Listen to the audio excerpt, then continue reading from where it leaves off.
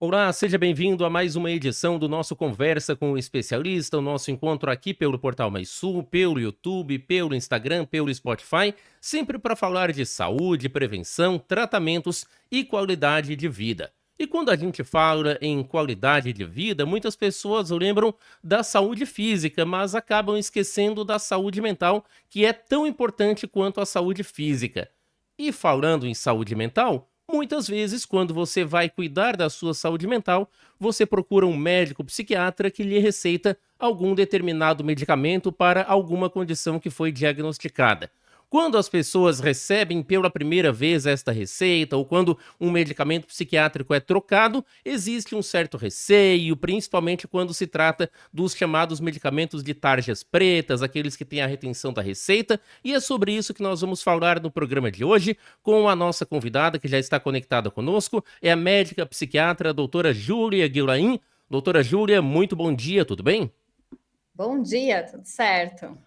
Doutora, é frequente no seu consultório que as pessoas, quando recebem pela primeira vez, após você diagnosticar um determinado quadro clínico de algum transtorno, de alguma condição de saúde mental, que elas tenham receio quando você prescreve algum medicamento, quando elas de repente conhecem, já ouviram falar daquela substância? Como é que funciona?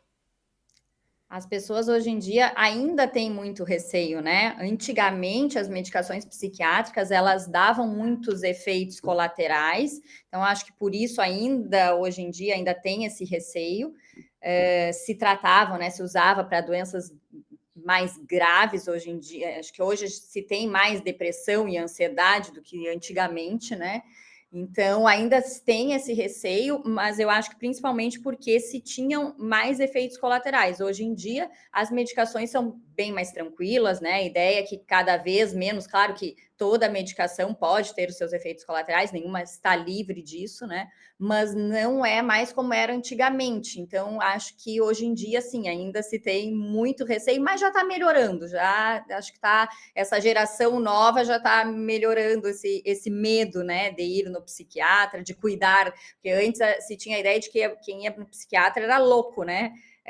Enfim, hoje não, a gente sabe que eu achei bonitinho esses dias, eu sempre falo, né, que eu peguei o meu filho que tem 7 anos, ele tinha menos até, tinha uns 5 aninhos, conversando com um coleguinha, e o coleguinha dizendo para ele que, eu sei que a minha mãe tira os nenês da barriga, que a mãe dele é ginecologista, e a tua mãe cuida dos sentimentos e das emoções. Eu achei tão bonitinho que é realmente isso, né? A gente cuida dos sentimentos, das emoções e não de quem é louco, né? Que, sei lá, nem sei definir o que seria loucura, mas enfim, antes se tinha essa ideia de que quem ia no psiquiatra estava louco, né? E por isso ainda se tem um certo receio, um certo preconceito também, né? Acho que seria por isso, mas acho que as coisas estão mudando. Fico feliz de ver que está mudando. Doutora, quais são os medicamentos psiquiátricos mais comuns, para quais condições que eles geralmente são prescritos na sua atuação clínica? Os mais comuns, assim, o que a gente mais usa no dia a dia são os antidepressivos, por exemplo, a famosa fluoxetina, ainda, né? A fluoxetina e a família da fluoxetina são os que a gente mais costuma usar aqui no consultório, né? No dia a dia, porque é o que a gente mais vê, né? Eles são usados para tratar não só depressão, mas ansiedade também. A ansiedade é uma patologia que está muito, muito prevalente, cada vez mais. Então, a gente usa bastante os antidepressivos, que eles, embora tenham esse nome, são usados para tratar depressão e ansiedade, e muitas vezes, junto também, que eu vejo que o pessoal usa bastante, o famoso Rivotril e a família do Rivotril, diazepam, bromazepam, alprazolam, que também são usados para ajudar no tratamento da ansiedade, eu digo, né? Os benzodiazepínicos, eles não tratam a ansiedade, mas eles podem ajudar ali na hora, mas a gente precisa, quando, né, digo que tem que ser sempre usado junto com o antidepressivo por um tempo pequeno, aí eles são válidos, são bem-vindos, mas eu vejo que hoje em dia são muito prescritos, os pacientes usam muito durante a vida toda, né, continuamente, o que não deveria ser, os benzodiazepínicos deveria ser só por um período, mas são muito usados ainda também. E doutora, como é que os antidepressivos eles atuam, como que eles funcionam no nosso cérebro e quais são os principais tipos e esses tipos eles têm atuações e formas de trabalho, formas de que eles agem no nosso corpo diferentes também desses que você mais prescreve? A ideia dos antidepressivos, em geral, resumindo, é fazer com que serotonina, noradrenalina e dopamina fiquem mais tempo agindo no cérebro, vamos dizer assim. Ele aumenta a disponibilidade de serotonina, dopamina e noradrenalina no cérebro. Serotonina, dopamina e noradrenalina são os principais, né? Principalmente esses. Acaba agindo em outros neurotransmissores também, mas esses são os principais responsáveis pela sensação de prazer, de bem-estar. Então, se tem a ideia, a gente sabe, em nível de pesquisa, de estudo, que quando se tem uma depressão muito grande, sintomas de ansiedade, serotonina, dopamina e noradrenalina estão em baixa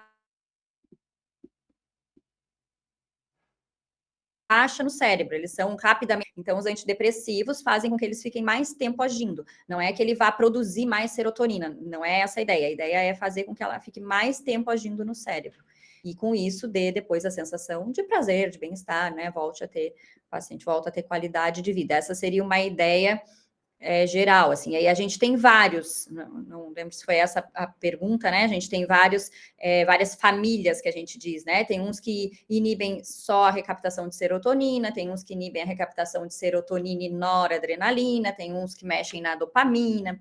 Os mais novos, que a gente diz que são multimodais, mexem em todos os neurotransmissores, e não quer dizer, vou pontuar aqui, que por ele ser mais novo, ele seja melhor, tá? Eles vêm com a ideia, né, de serem mais novos e serem melhores, mas não, depende muito de paciente para paciente. A gente tem que avaliar também os efeitos colaterais. Quando a gente vai usar uma medicação, a gente não leva em consideração só a resposta, né? A gente tem que levar em consideração também o perfil de efeito colateral daquela medicação, que a gente não quer que o paciente tenha efeitos colaterais. Então, também tem que ser avaliado isso, porque o cérebro, ele é uma coisa muito complexa, né? Eles não conseguem fazer uma medicação que vai agir só ali na serotonina, acaba agindo também no centro da fome, às vezes, do sono, na questão da libido. Então, eles tentam cada vez mais fazer um bem específico, mas ainda não se conseguiu fazer aquela coisa bem específica. Mas é isso. Doutora, outra classe de medicamentos que são bastante usados pelos psiquiatras são os antipsicóticos, né? Para que eles são para que eles são indicados, quais são as condições que eles tratam e aproveitando quais são os benefícios e os riscos desse tipo de medicamentos. Na psiquiatria, uma medicação que é, por exemplo, o antipsicótico, a gente usa para psicose, que seria o paciente quando ele está fora da realidade, quando às vezes está ouvindo coisas, vendo coisas, ou imaginando e acreditando em coisas que não são reais, por exemplo, às vezes imagina que está sendo perseguido, que está sendo vigiado, né? Que seriam os sintomas psicóticos. Então, os antipsicóticos a gente usa para isso, principalmente, mas também, às vezes, para dar esses mais novos, eles ajudam a dar uma acalmada, uma tranquilizada. Eles podem, aí que entra os efeitos colaterais dele, né? Podem dar sonolência, mas às vezes isso a gente usa a nosso favor, às vezes a gente pode usar o efeito colateral a nosso favor. Então, às vezes, a gente tem paciente que está com muita dificuldade para dormir, a gente pode usar uma dose baixinha, às vezes, do antipsicótico para ajudar no sono. Só que, como nós havíamos conversado, eles podem ter outros efeitos colaterais também. Às vezes eles podem aumentar o peso, às vezes podem alterar a glicemia, o açúcar no sangue. Então, tem os seus benefícios, mas tem os seus riscos também, né? Só que quando o paciente tem algum efeito colateral importante, tudo deve ser conversado e aí a gente troca a medicação e tenta outro que não tenha esse efeito colateral. Tem uns antipsicóticos mais antigos, por exemplo, o Aldol, não sei se muitas pessoas já devem ter escutado falar, que ele tem uns efeitos colaterais mais intensos, pode dar enrijecimento do corpo, alteração na mandíbula ali, mas ainda é um bom antipsicótico, como tem uma resposta boa, ele funciona bem para sintomas psicóticos, Mas tem esses mais novos, de segunda geração, que a gente chama, que costumam ter bem menos efeitos colaterais, ser melhor tolerados, e, como eu disse, às vezes a gente usa o efeito colateral a nosso favor, né? Às vezes pode dar um pouquinho de sono, isso é bom, porque o paciente às vezes está com dificuldade para dormir. Acho que seria isso. Outra situação que às vezes provoca até mesmo confusão quando o paciente pensa que é por ter determinados sintomas ele está, vamos dizer, com transtorno bipolar, quando na verdade ele acaba muitas vezes sendo diagnosticado com outra condição, algumas vezes com borderline, que são as alterações de humor, né, doutora? Quais são esses estabilizadores de humor e como que eles são indicados? Quais são os seus também efeitos colaterais mais comuns que os pacientes relatam e que já é também conhecido cientificamente? Bem complicado, às vezes, a gente fazer o diagnóstico no começo que tu estava falando, né? A gente fazer o diagnóstico do transtorno bipolar, porque muitas vezes o paciente no transtorno bipolar chega para a gente com sintomas da depressão, né? O transtorno bipolar, e que confunde um pouco com o transtorno de personalidade borderline, que tu estavas falando, né? Tem muita instabilidade nas duas condições, né? O paciente oscila muito o humor, períodos em que às vezes está bem, tá, e às vezes esse bem é um bem demais, né? Que eu digo que chama atenção, com muita energia, muito falante, dorme pouco, se sente muito, muito bem, e períodos em que o paciente está muito para baixo, muito desanimado, muito desmotivado, e muitas vezes eles chegam para consultar quando eles estão para baixo, né? E aí acaba se fazendo o diagnóstico de uma depressão, e não, muitas vezes é um transtorno bipolar. E aí, quando tem um transtorno bipolar ou quando tem um transtorno de personalidade borderline, a gente precisa usar os estabilizadores de humor,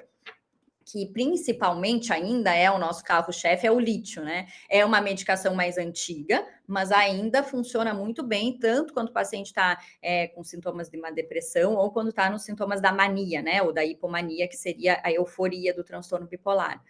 Então, tem o lítio, tem o ácido valproico também.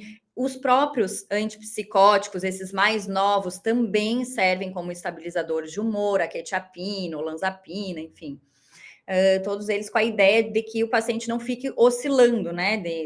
Vai, como eu digo, do 8 para 80, né? E geralmente são bem tolerados, mas, como toda medicação, podem ter os seus efeitos colaterais. O lítio, a gente tem que fazer um acompanhamento sempre. É importante a gente ver como é que está a função da tireoide do paciente, que às vezes pode alterar a tireoide, às vezes pode alterar a função renal. É raro de acontecer, mas pode, então a gente tem que fazer um acompanhamento para ver se não vai mexer nessa parte. Podem, às vezes, no começo, dar um pouco de tontura, o lítio, às vezes, pode dar um pouco de tremor nas pernas e nas mãos, mas nem sempre, né? Como eu digo, depende muito de cada um. Tem gente que tolera super bem e não tem nenhum efeito colateral. O ácido valproico costuma ser bem tolerado também, às vezes pode alterar as enzimas hepáticas, mas a gente, fazendo o acompanhamento, consegue ver também, e é tudo benigno, aí é só trocar a medicação e tudo certo, né?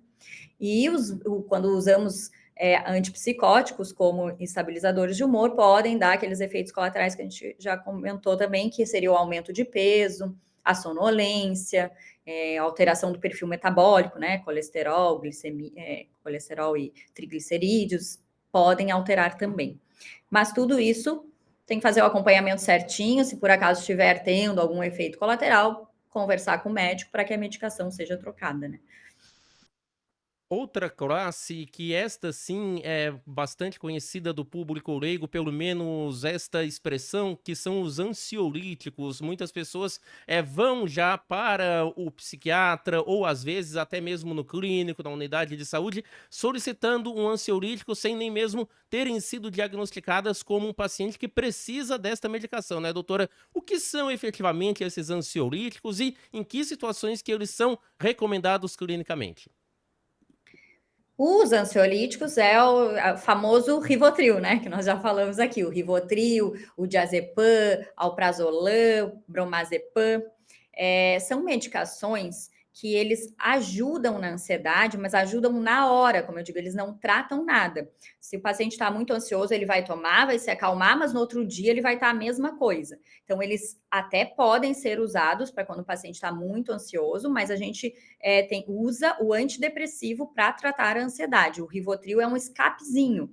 Ele é muito bem indicado, por exemplo, quando o paciente tem crises de ansiedade. Então, se ele está no momento da crise, pode botar, às vezes tem o Rivotril, bota embaixo da língua, rapidinho ele tem uma ação e o paciente acalma já na hora, né? Então, é uma boa indicação quando se tem crises de ansiedade, junto com o antidepressivo, por um tempo curto, a gente pode usar, porque eu acho importante pontuar aqui, só abrir um parênteses, que os antidepressivos, eles e todas as medicações, a maioria das medicações psiquiátricas, elas demoram mais ou menos uns 10, 15 dias para começar a fazer o efeito. Então, se um paciente vai começar a tratar, até que a medicação faça efeito, é válido, às vezes, usar um benzodiazepínico, um Rivotril, um diazepam, porque esses costumam agir na hora, né? Como eu digo, dá uma calmadinha na hora, só depois, no outro dia, vai estar a mesma coisa, né?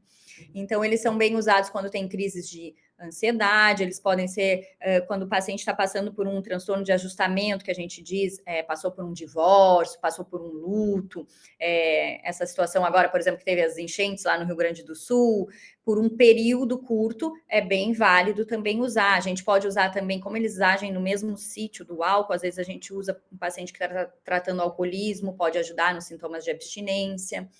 Então, ele tem suas indicações, só que geralmente por um tempo curto, porque são medicações que causam dependência e causam tolerância. Se começa a usar todos os dias, daqui a pouco 0,5 miligramas não faz efeito, aí tem que tomar 1 miligrama, 2 miligramas.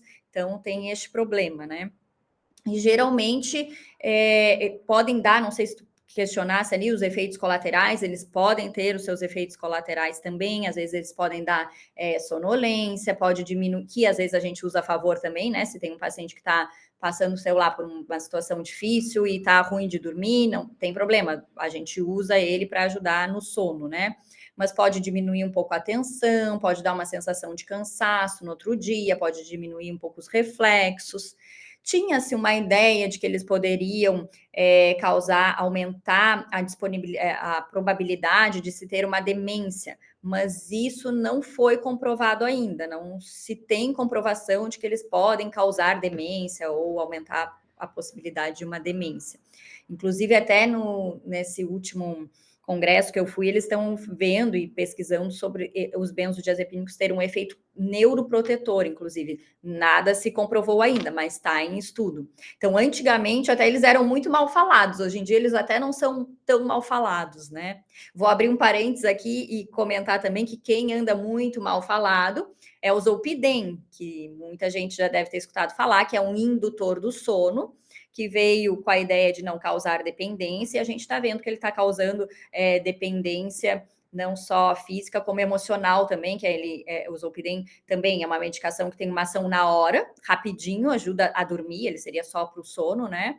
E por causa disso, como ele tem essa ação rápida e uma ação curta, o pessoal está querendo usar cada vez mais, e ele até saiu, ele era receituário branco e agora ele foi para o receituário azul, ele está causando bastante dependência. Então, ele anda bem mais mal falado do que o Zolpidem, por exemplo, do que o benzodiazepínico, desculpa. Você falou, né, doutora, sobre quando falamos de ansiolíticos, o Rivotril, que é o clonazepam, também é um dos benzodiazepínicos que é mais usados Brasil afora, né? Não apenas prescritos, como a gente falava, pelos psiquiatras. E quais são os riscos que estão associados ao uso prolongado, que você já disse que não é indicado, principalmente do Rivotril, porque tem pacientes, acho que já também no seu consultório, nos seus colegas psiquiatras, que tomam 80 gotas de Rivotril por dia, que daqui a pouco o remédio não está mais fazendo aquele efeito, mas além de não fazer o efeito, quais são os outros efeitos colaterais que esses medicamentos podem provocar, seja na saúde mental ou mesmo na saúde física, quando tomados em doses tão elevadas ou por tanto tempo? Então, é isso, ele não foi feito para ser usado por muito tempo. Aí, realmente, quando usado por muito tempo, tem esse problema de que 0,5 miligramas não faz mais efeito, que é a tolerância que a gente diz, né? Ele causa sintomas de dependência e junto à tolerância. Daqui a pouco o paciente precisa de dose cada vez mais alta e daqui a pouco eles estão tomando o pote inteiro, né? Quando é o gota, já estão tomando o pote inteiro durante o dia. E isso causa também os sintomas, aí quando fica sem, dá sintomas de abstinência, ficam bem ruins, dor de cabeça, tremor, uma sensação bem ruim, porque ele causa dependência, né? E pode dar, daí fica sonolento durante o dia, como eu disse, pode diminuir reflexo, diminuir a atenção. Então, quem trabalha, né, fica com a atenção mais reduzida, trabalha durante o dia, dirige, enfim, tudo isso é um problema, né? Então, eles não foram feitos para ser usados por muito tempo. A ideia deles é que sejam usados por um curto período de tempo. É para ter o escapezinho, porque daí, como eu digo, começou a tomar todos os dias, aí já não tem mais esse escape. O dia que vai estar, sei lá, acontecer alguma coisa, está um pouco mais ansioso, aí já não vai ter, o Rivotril já não vai fazer efeito, né? O Rivotril, diazepam, enfim. Aí tem que tomar o pote inteiro, e aí, claro. E como eu te comentei, né? Às vezes se tinha uma ideia de que eles poderiam causar uma demência a longo prazo, mas isso ainda não foi comprovado, ainda se está estudando e vendo, mas pode dar uma amnésia, pode dar alterações da memória, se usa por um tempo muito grande também, né? Então, não é essa a ideia é que se use por um período curto, porque eles não tratam nada, eles ajudam na hora, mas eles não vão tratar a doença. Você falou, né, doutora, também sobre a evolução dos medicamentos, sobre diferentes classes, diferentes tipos que muitas vezes servem para o mesmo problema e aí vai de cada médico e de cada paciente.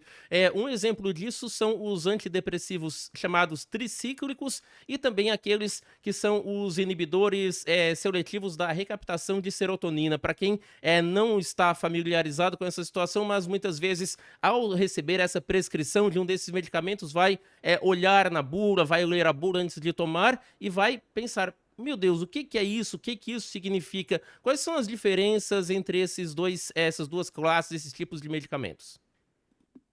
Na bula vai ter tudo e mais um pouco, né? Eu sempre digo para os meus pacientes: não leiam a bula, a não ser que tenha alguma dúvida, né? Porque a bula é uma proteção ali do laboratório. Se um dia tiver alguma coisa, estava escrito aqui, né? Então tem tudo e mais um pouco. Eu costumo sempre orientar os pacientes dos efeitos colaterais mais comuns daquela medicação que podem acontecer. E eu acho importante pontuar aqui antes, né? Que todas as medicações, a maioria das medicações, como eu já disse, vão demorar lá os seus 10, 14 dias para começar a fazer efeito, e às vezes, no começo do tratamento, elas podem dar um ou outro efeito colateral, que geralmente é tolerável, né? Pode dar um pouquinho de tontura, um pouquinho de náusea, um pouquinho de mal-estar, mas se o paciente puder insistir na medicação, depois de uns 4, 5 dias, esses efeitos colaterais passam e aí que o remédio começa a fazer o efeito, né? Acho que é bem importante pontuar isso, porque às vezes começam a tomar e falam, não, esse remédio fez mais mal do que bem, vou parar. E aí não enfrenta esse comecinho ali, e daí não dá o tempo dele fazer o efeito, né? Então, acho que é sempre importante pontuar isso. Então, a gente tem várias classes de antidepressivos. Os tricíclicos, eles são mais antigos. A amitriptilina, o pessoal conhece bastante pelos nomes, a amitriptilina, imipramina, o tofranil, então eles são mais antigos, mas não quer dizer, mesmo sendo mais antigos, eles têm boa resposta, são ainda bem usados hoje, mas a diferença para os inibidores da recaptação de serotonina, que seria ali a família da fluoxetina, sertralina, paroxetina, escitalopram, é que geralmente esses inibidores da recaptação de serotonina, que são um pouco mais novos, eles são bem melhores tolerados, eles costumam ter menos efeitos colaterais. Os tricíclicos costumam dar bastante sono, que às vezes a gente usa a nosso favor de novo. Quando tem um paciente que está com muita dificuldade para dormir, a gente pode tentar um tricíclico. Mas eles podem dar também hipotensão postural, e isso às vezes é meio complicado. Tem às vezes até um paciente idoso que está tomando à noite e às vezes faz uma hipotensão e pode ter uma queda, então a gente tem que ficar atento para isso também. Eles podem aumentar o peso, abrir o apetite, podem dar boca seca, constipação, tem muito mais efeitos colaterais do que os mais novos, né? Como eu digo, cada vez que eles fazem medicações mais novas, a ideia é melhorar a resposta, mas também diminuir os efeitos colaterais. Eles fazem com que a molécula fique um pouco mais limpa, haja mais especificamente onde a gente precisa, e aí vai trazendo menos efeitos colaterais.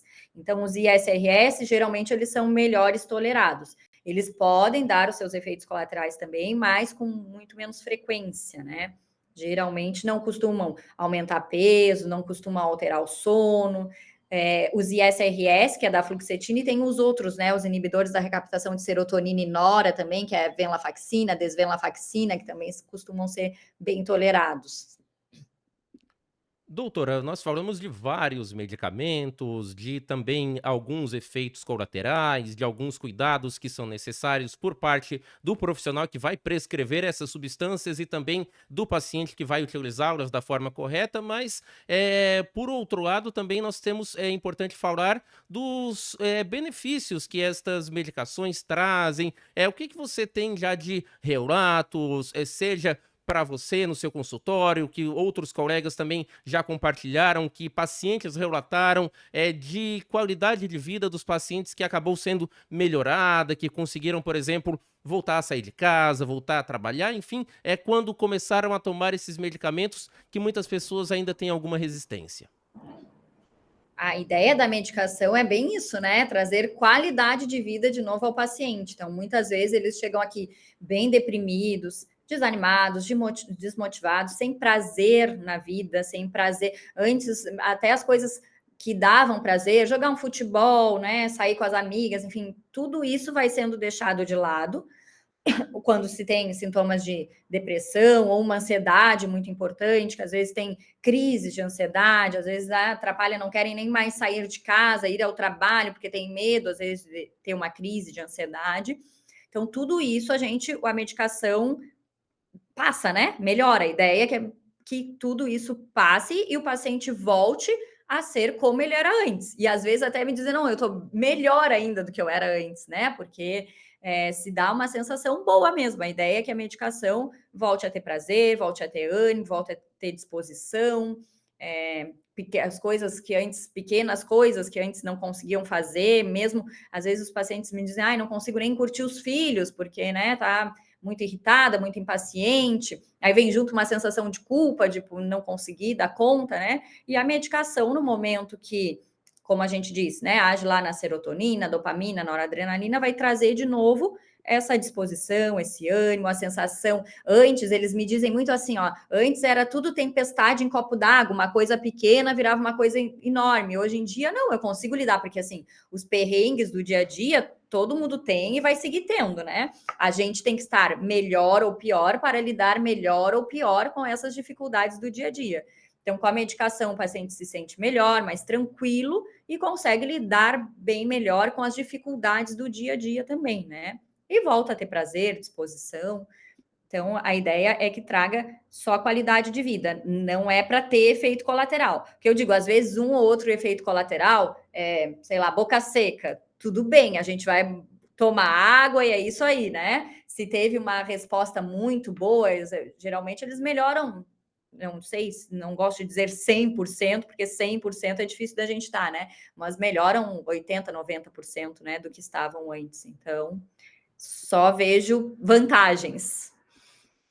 Doutor, agora para quem nunca foi ao psiquiatra, até vale o alerta também para que as pessoas percam o medo, o receio, a vergonha de procurarem esta especialidade, porque como nós falamos no início, não é para louco, não é para quem tem, como antigamente se falava, uma palavra que hoje é politicamente incorreta, que é retardado, qualquer coisa de expressões desse tipo, né, doutora? Mas além de medicamentos que as pessoas podem receber a prescrição psiquiátrica, existem também outros tratamentos, é possível tratar outras condições psiquiátricas sem os medicamentos, com procedimentos como, por exemplo, vamos ver, estimulação magnética transcraniana, eletroconvulsoterapia, psicoterapia com psicólogo. O que dá para tratar junto, para combinar, ou mesmo não usar os medicamentos e usar estas outras situações? Quando se tem transtornos, uma depressão mais leve, que a gente diz, quando se tem uma ansiedade mais leve, a gente pode evitar o uso da medicação e fazer terapia, que eu acho que é super importante, fazer o acompanhamento com uma psicóloga, né? A gente sempre tem coisas na gente que a gente pode melhorar. Então, que às vezes a gente não se dá conta, que às vezes precisa de um profissional para ir lá e mostrar, olha, né, estás agindo dessa maneira, olha como esse pensamento não está legal com relação a isso, que a gente pode mudar. Eu digo que só de reservar um tempinho ali para ir na terapia, para organizar as coisas na nossa cabeça, para passar para outra pessoa, já faz até que a gente se dê conta de um monte de coisa que na correria do dia a dia a gente não dá. Então, eu acho que é super válido, só que geralmente o paciente tem que estar disposto, né, querer falar, botar as coisas, né, para passar as coisas para outro profissional, então tem que estar disposto, mas eu acho que é super válido, sim. E quando tem uma depressão mais leve, uma ansiedade mais leve, a gente pode usar só a terapia e não as medicações. Terapia, e eu acho que atividade física, eu acho que é fundamental também. A gente sabe dos benefícios que a atividade física, uma atividade que seja prazerosa, né? Que seja, às vezes o paciente me diz, mas para mim é muito difícil fazer musculação, não consigo, é horrível. Ok, não precisa ser musculação, mas vai, sei lá, jogar um tênis, um beach tênis, fazer uma hidroginástica, alguma coisa que também ajude, que seja prazeroso, que libere endorfinas também é sempre válido. Quando a gente tem transtornos uma depressão mais grave, né? Eu digo uma depressão de moderada a grave, uma ansiedade muito importante, eu acho que é bem importante. Podemos usar a terapia junto, podemos e devemos usar a atividade física junto, mas a gente tem que usar a medicação também. E tem outras, por exemplo, eletroconvulsoterapia. Sempre a gente vê na televisão, nas novelas, uma coisa horrorosa, né? Hoje em dia não é assim. Hoje em dia a gente faz no hospital, o paciente não sente nada, vai estar sob efeito de anestesia, mas a gente deixa para quando é uma depressão mais grave, que nada da medicação, as medicações não resolveram, aí tem essa possibilidade da eletroconvulsoterapia. Tem estimulação magnética transcraniana também, que dá para ser feito, tem a ketamina, que é uma medicação também que a gente pode fazer em nível ambulatorial, que pode ajudar numa depressão um pouquinho mais rápida. Às vezes ela não tem uma melhora muito sustentada, mas ela tem uma ação um pouquinho mais rápida do que os antidepressivos, mas isso a gente deixa para quando a medicação não está surtindo efeito. Em último caso, a gente pode usar esses métodos. Mas a terapia e atividade física e controlar a alimentação, né? A rotina do sono também ali, ter uma boa rotina de sono, acho que isso em todos os casos, em todos, é fundamental que se faça. Doutora, como a gente falava anteriormente, agora, felizmente, muitas pessoas estão cuidando da sua saúde mental e falando também, muitas vezes, abertamente com a família, com os amigos, sobre o assunto, abrindo seus diagnósticos de depressão, de ansiedade, e com isso entram os assuntos de, eu tenho ansiedade, estou tomando o medicamento A, você está tomando o B, mas nós temos a mesma situação. Por quê? Como que os médicos, como que os psiquiatras definem qual medicamento é melhor, independente de o paciente ter uma mesma condição, o mesmo quadro de outro que tem uma outra indicação de alguma substância? É difícil ser o mesmo, né? Porque o mesmo quadro do outro, né? A mesma coisa que tu tem, a vizinha tem. Não é a mesma coisa, porque cada um tem a sua história de vida, né? Tem os seus. A gente tem que sempre, quando a gente vai escolher uma medicação, de novo aqui, a gente não leva em consideração só a resposta da medicação, a gente leva em consideração também o perfil de efeitos colaterais. Então, às vezes é um paciente que me diz aqui, não posso aumentar o peso de maneira nenhuma, e a gente já vai pensar em alguma coisa que seja boa para ele, mas que a gente saiba que não aumenta o peso de maneira nenhuma. Ou às vezes é um paciente que me vem aqui e me diz, olha, eu tenho intolerância à lactose, por exemplo, que a vizinha às vezes não tem. Então, a gente vai ver uma medicação que não tenha lactose ali na formulação dela, né? Então, tudo isso a gente tem que ir levando em consideração, não só a resposta, mas também o perfil de efeitos colaterais. Tem medicações que a gente sabe que às vezes funcionam um pouco melhor para ansiedade, outras funcionam um pouco melhor para a depressão, então a gente tem que avaliar, porque geralmente ansiedade e depressão andam juntos, né? Então, a gente tem que avaliar se esse paciente tem mais, o que está mais gritante ali nele? São sintomas de depressão, sintomas de ansiedade. Então, tudo isso, né? O perfil, às vezes, tem alteração da tireoide, não tem? Vamos ver uma medicação que não mexa nessa parte também. Tudo isso tem que ser levado em consideração. Então, cada um é cada um. Às vezes, já veio aqui, já me disse, já usei tal medicação e não deu certo. Então, a gente já sabe que essa a gente vai tentar evitar dessa vez, né? É importante que não use o remédio do irmão, mesmo, né? Procure atendimento para ver o que vai ser melhor para você, né? Doutora, muitas pessoas, mesmo aquelas que não têm nenhuma condição ligada à saúde mental, mas que acompanham que seja minimamente a medicina, sempre estão lembrando de uma situação. Médicos não param de estudar e nos psiquiatras também é evidente que essa situação é semelhante, se não maior do que em outras especialidades, até pela evolução destes medicamentos, tratamentos e outras substâncias que acabam sendo desenvolvidas e melhoradas. O que vocês, como psiquiatras, já acompanham de medicamentos que ainda estão em desenvolvimento, que podem, de repente, estar em fase de testes? E quais são as perspectivas para o futuro, para principalmente essas condições mais comuns, como a ansiedade e a depressão? O que dá para esperar para um futuro próximo ou a médio e longo prazo para essas condições?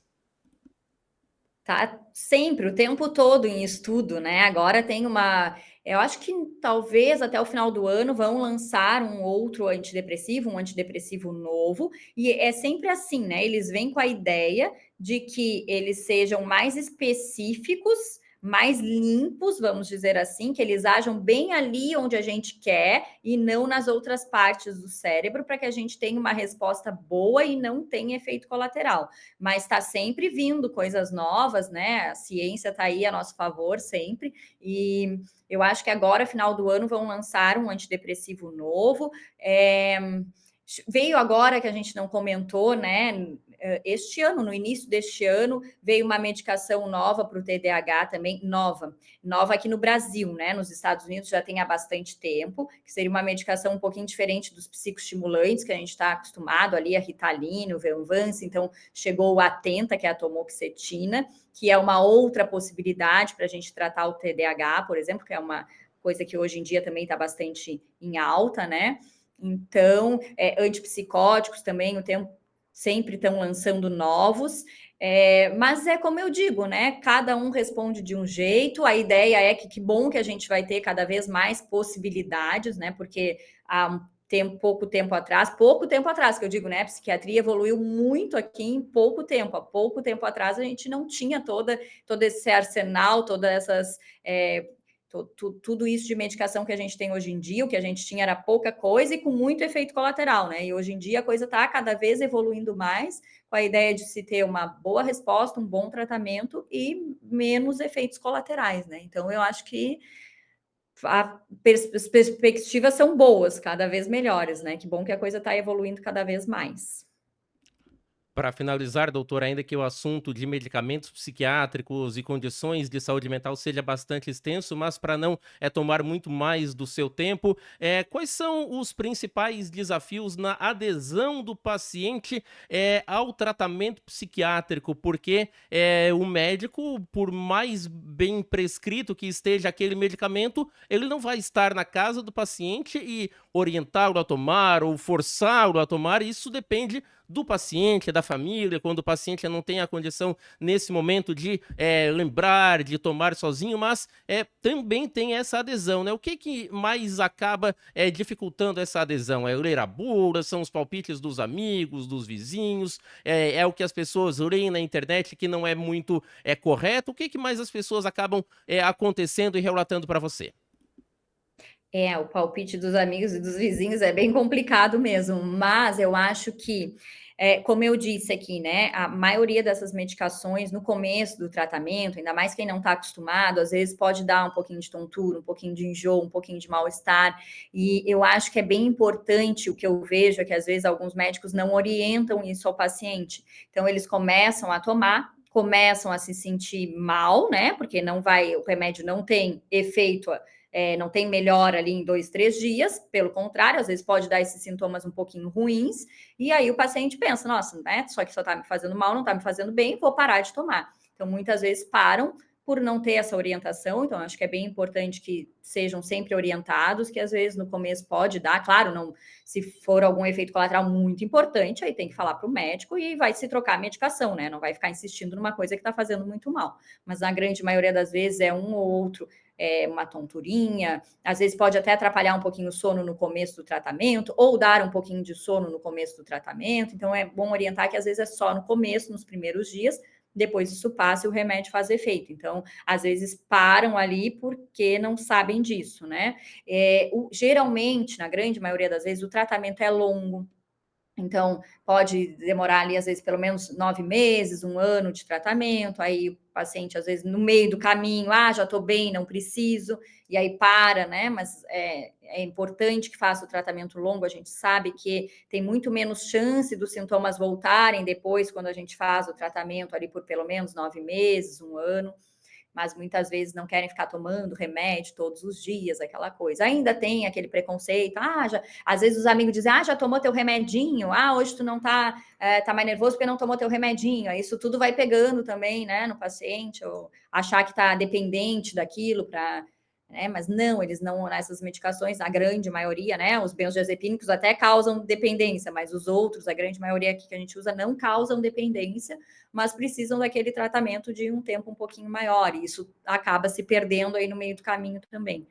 Então, são várias coisas que às vezes acaba travando, mas que não deveria, né? Fazendo o tratamento certinho, depois de um tempo, na maioria das vezes também a gente vai parar e aí vai ver como é que o paciente vai ficar, né? Mas precisa daquele tempinho ali do tratamento, que às vezes é difícil. E é importante, eu acho que é importante que a família, às vezes eu até peço, né, que os familiares ajudem a lembrar, né, é importante tomar de preferência no mesmo horário, que daí já está acostumado, fica mais fácil de não esquecer. Eu sei que às vezes tem paciente também que acorda, toma de manhã e aí no final de semana acorda um pouco mais tarde, aí acaba esquecendo, mas não tem problema, né, toma quando acordar, enfim. Tentar ter essa rotina de tomar mais ou menos no mesmo horário, que daí fica mais fácil também de não esquecer, porque tem muito paciente que me diz, esqueci de tomar. Aí dá uma baguncinha também, né?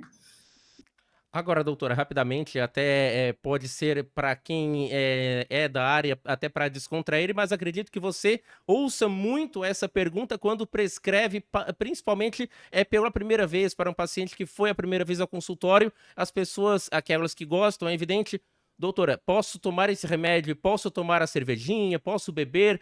Qual é a relação entre medicamentos psiquiátricos e álcool e por que, na maioria dos casos, essa combinação não deve ser feita? A gente sempre tem que avaliar cada caso, né? E, geralmente vem essa pergunta aqui no final da consulta, vem essa pergunta, posso beber? Então, a gente avalia cada caso. Se é um paciente que a gente sabe que tem, dependendo da medicação, tem medicações que não é legal misturar com álcool mesmo, aí não deve usar o álcool. E se é um paciente que já tem mais tendência à dependência, que a gente sabe que às vezes abusa, né, do álcool, é melhor também não usar. Mas tem uma ou outra medicação, como eu digo, né, o tratamento é longo, então eu sei que às vezes uma cervejinha, uma tacinha de vinho, ok, às vezes a gente libera aqui, não, tudo certo, pode tomar, não tem problema, não deixa de tomar o remédio, porque muitas vezes o paciente quer tomar, né, eles não deixam de tomar o álcool, mas deixam de tomar a medicação. Não, dependendo da medicação, dependendo de cada caso, a gente pode ainda liberar moderadamente que beba um pouquinho no final de semana, mas isso vai depender de cada caso, aí tem que conversar com o seu médico, ver o que está tomando de medicação também, mas tem algumas que a gente libera. Doutora Júlia Guilain, médica psiquiatra, muito obrigado pela atenção, por ter aceito o convite aqui do Portal Mais Sul mais uma vez. Para quem ficou com dúvidas, como é que faz para entrar em contato, acompanhá-la nas redes sociais e também se tem alguma dúvida, algum sintoma e quer marcar uma consulta ou quais são os seus locais de atendimento? Então, eu trabalho aqui em Criciúma, né? Atendo aqui em Criciúma, na Clínica Salos, que fica no Pio Correia. Vou descobrir para vocês o telefone, que eu não sei se precisar mandar mensagem para marcar consulta. Deixa que eu já descubro, que eu não sei de cor. Aí pode mandar mensagem, a Carol é a secretária. Deixa eu ver aqui para vocês o número. E agora? 3437-7885. Tá, ou 98807-9599. Que esse é o WhatsApp, que hoje em dia a gente usa mais o WhatsApp, né? Está certo, então. Muito obrigado mais uma vez. Desejamos um bom dia de trabalho a você e a toda a equipe do Centro Clínico Saulos. E muito obrigado mais uma vez por esclarecer dúvidas que acredito sejam bastante comuns e que muitas vezes podem também acabar afetando ou gerando dúvidas e gerando apreensão e receio nos pacientes e nas famílias. Muito obrigado e até a próxima, doutora. Eu que agradeço a oportunidade. Sempre bom estar aqui falando, conversando contigo, com vocês. Obrigada, até a próxima.